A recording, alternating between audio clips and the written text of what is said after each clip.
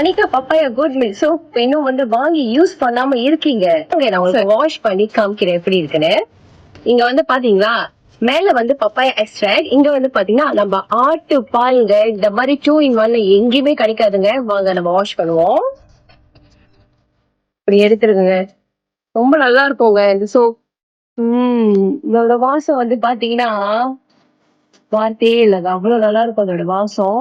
நீங்க கான்சியஸ்டா யூஸ் பண்ணிட்டு வர வர வர வர வர வர க்ளோவிங்கா அப்படி ஷைனிங்கா அப்படி கண்ணாடி வெளி பல பல பலன்னு இருக்கும். என்னோட ஸ்கின் அப்படிதான் இருக்கு. என்ன பாக்குறவங்க அப்படிதான் கேட்டுட்டு இருக்காங்க. நான் வாஷ் பண்ணிட்டு உங்கள்கிட்ட காமிக்கிறேன்.